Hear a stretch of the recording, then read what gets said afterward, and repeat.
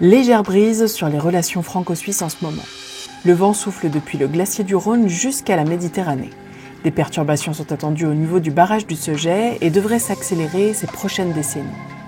Pour comprendre tous les enjeux climatiques et économiques, le temps a reconstitué le chemin de la précieuse eau qui coule dans le Rhône, depuis 4000 mètres d'altitude jusqu'au dernier robinet suisse au centre de Genève. Cette perte de glace, c'est pour toujours. Il s'agit de faire en sorte que la baignoire ne déborde pas, si vous voulez. Là, on atteindra vraiment la capacité limite du fleuve en termes d'approvisionnement. Alors, la Suisse va-t-elle couper le robinet à la France ? Tout d'abord, reprenons les bases de la géographie avec Mathias Huss, glaciologue. Le glacier du Rhône, c'est clair, c'est la source du Rhône. La masse actuelle qu'on a calculée d'après nos observations annuelles, c'est 1,29 km3. Ça veut dire qu'il a perdu presque 0,2 km3 depuis 2016, ce qui est beaucoup. On a toujours expecté une fonte qui s'accélère, mais maintenant, ce qu'on a vu ces 2 années, c'est vraiment absolument extrême. Les glaciers mettent à disposition plus de l'eau quand ils fondent, et ça, c'est bien pour l'écosystème, c'est bien pour la production en électricité, etc. Mais cette perte de glace, c'est pour toujours. La Suisse sera toujours le château d'eau de l'Europe, aussi en futur, sans glacier, mais les périodes de sécheresse et les périodes avec trop de l'eau, les inondations peut-être seront plus fréquentes. A priori, le fleuve ne va pas s'assécher tout de suite, mais son débit va connaître de plus fortes variations au fil des saisons. Plus 25% en hiver parce qu'il pleuvra plus et qu'il neigera moins, et moins 20 à 25% en été du fait des sécheresses. Des conditions extrêmes qui vont demander plus de retenue et plus de gestion de l'eau. Toutes ces manœuvres se font en plein centre de Genève. Cette centrale, elle est équipée d'un barrage ici et d'une usine.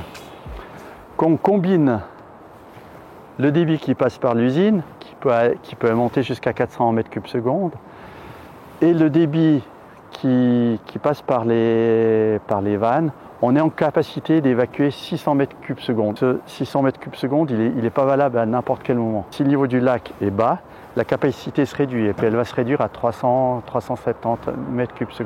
Ce qui signifie que le lac va continuer à augmenter. Donc c'est une gestion qui est quand même assez compliquée.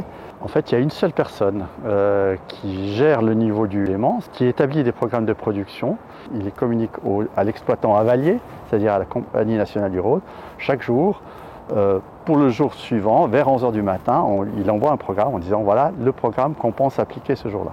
C'est mes collaborateurs à Verbois qui vont concrètement décider de l'ouverture, fermeture de machines, de l'ouverture, de la fermeture des vannes ici pour respecter le programme. C'est ensuite les automates qui vont obéir aux consignes qui leur ont été données. EDF, pour des besoins de refroidissement de la centrale du budget, a des débits qui sont insuffisants. Donc, dans des situations d'étiage, elle va faire la demande à la CNR, puis la CNR ensuite va répercuter cette demande à SIG. Si on a la limite d'exploitation, on va lâcher cette eau. Si on n'est pas dans la limite d'exploitation, puis qu'on risque de creuser la limite, eh bien on doit faire une demande de dérogation. Lorsqu'il y a une dérogation, lorsqu'il y a une demande exceptionnelle, on appelle l'État, et puis c'est l'État qui nous autorise ou non à faire des dérogations. Jusque récemment, notre fleuve, c'était une corne d'abondance. Il fournissait de l'eau de façon illimitée, des rivalités d'usage entre les 2 pays, on n'en connaissait jamais. Il fallait sans doute des fois réguler les inondations, c'est tout. Et là, quelque part, c'est pas dire que le Rhône est en train de toucher une région semi-aride, bien que ce soit presque le cas pour le sud de la France aujourd'hui et demain.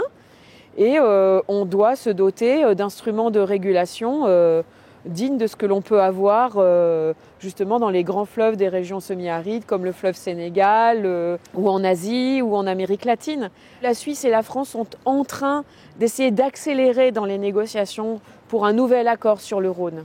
Le point dur pour la Suisse, c'est de ne pas avoir à garantir des débits à la France, et plutôt une coordination souple, alors que la France, je pense, elle aimerait avoir un droit d'eau plus robuste pour le futur de son développement hydrologique. En été, on sait exactement environ combien sort ici du barrage du Seget. On est à 400 mètres cubes secondes et c'est à peu près le niveau nécessaire à la France pour l'irrigation et le refroidissement des centrales nucléaires. C'est dire si vraiment en période d'étiage, en été, l'eau du Léman est capitale pour le fonctionnement des usages côté France. Il ne faut surtout pas en tout cas que les usages à l'aval soient développés sur l'irrigation par exemple, parce que là on atteindra vraiment la capacité limite du fleuve en termes d'approvisionnement. Le temps.